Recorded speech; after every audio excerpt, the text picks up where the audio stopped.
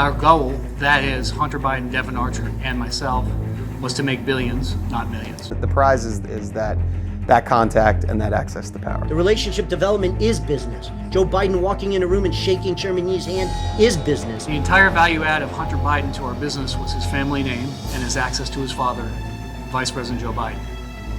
Because of this access, I agreed to contribute equity ownership to them, Hunter and Devin, for no out-of-pocket cost to them in exchange for their, quote, relationship cap. I want to be crystal clear. From my direct personal experience and what I've subsequently come to learn, it is clear to me that Joe Biden was the brand being sold by the Biden family. What was the value that Hunter Biden brought to the table, according to Mr. Archer? Well, it was the term he used at the time was the Biden lift. The Biden lift that we talked about was access.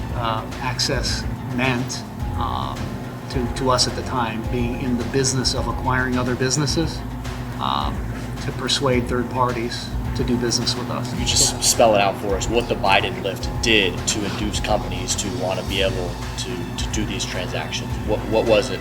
What was the Biden lift? I think it was situation specific.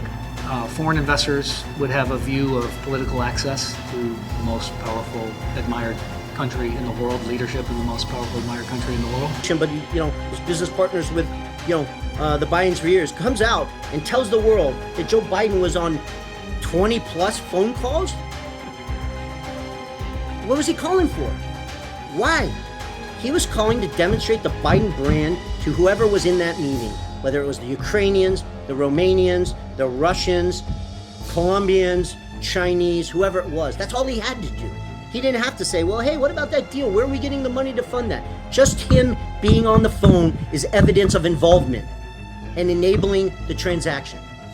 And any statement otherwise is an absurd statement. This call took place on May 4, 2014 during a gathering hosted by a Ukrainian associate of Ms. Baturina and a business partner of ours at Romanoff's, a restaurant in Brooklyn, New York. A few days after this May 4th party, an email my lawyer provided to this committee shows that Devin had confirmed Ms. Baturina was committed to a, quote, hard order of $10 to $20 million in a Burnham investment banking client. During the May 4th party, we were told to go to an area of the restaurant to gather because Hunter was going to call his father. Hunter called his father, said hello, and hold on, Pops. Then put on the call on speakerphone and said, I'm here with our friends. I told you we're coming to town, and we wanted to say hello. The vice president said hello and some pleasantries, and hope you had safe travels, and then seemed like he wanted to bring the call to an end by saying, okay, you be good to my boy. Hunter responded by saying, everything is good, and we're moving ahead. The vice president said something about being helpful, and Hunter ended the call by saying that he was going to call his father later. I recall being stunned by this call to actually hear the vice president's voice on the phone. It was clear to me that this was a prearranged call with his father, meant to impress the Russian investors that Hunter had access to his father and all the power and prestige of that position. And then they were all working. I wasn't interacting with Joe after that, for that week. They were all working to get Joe Biden to come to New York in May of 2017 and meet with Chairman Yee. Little did I know at that time that Joe had already met Chairman Yee, and that's why they were so casually talking about it. In 2014, I agreed with Hunter and Devin that the Burnham & Company enterprise would be significantly enhanced by forming a partnership with Harvest Fund Management, a $300 billion Chinese financial services company closely connected to the Chinese Communist Party. Harvest had already agreed to be a founding partner of a newly established fund called BHR.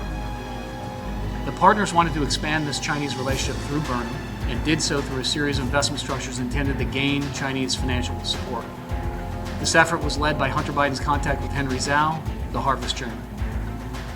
Mr. Zhao was interested in this partnership because of the game-changing value add of the Biden family, including Joe Biden, who was to be a member of the Burnham Harvest team post-vice presidency, providing political access in the United States and around the world.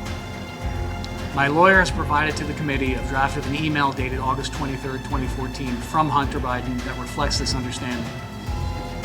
It states, quote, Michael, please also remind Henry of our conversation about a board seat for a certain relation of mine. Devin and I golfed with that relation earlier last week, and we discussed this very idea again. And as always, he remains very, very keen on the opportunity, end quote.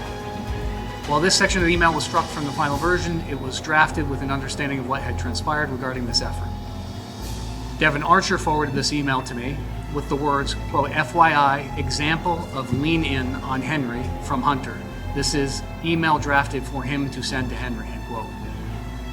The words lean in were used often by Devin and Hunter in our business dealings as a term for access to Vice President Biden's political influence. If your last name wasn't Biden, do you think you would have been asked to be on the board of Burisma? I don't know. Probably not. I don't think that there's a lot of things that would have happened in my life that if my last name wasn't Biden. I do believe that, at the end of the day, Burisma wouldn't have stayed in business so long, if Hunter was not on the board. So they got Some their years. money back. I think they got some years. The reference to DA and HB, at the end of the day, the other non-legal protection is the relationship cover DA and HB. What did that relate to? Political cover Okay. in Ukraine, both defensive and offensive. Defensive was to try to resolve or deflect continuing legal problems for Nikolai. Offensive would be to try to make sure the production and sharing agreement would get approved by the various ministries that need to have it approved, which is embedded in this production and sharing agreement that was an attachment to this email. It required government approvals. So the cover was another tool brought to bear in the development of this equity value. Was it your understanding that Zlochevsky placed Hunter Biden on his board for protection? Yes. The prize or the, being able to have, whether it's on, speakerphone or in person, to have, that person in direct contact, whether you're talking about, weather or, politics or what have you, that's the important part. I don't think, there's no relevance in asking, the vice president about, the gas, Right. revenues or anything It's like that. It was enough. never, it's enough. And the prize is that contact and that access to power.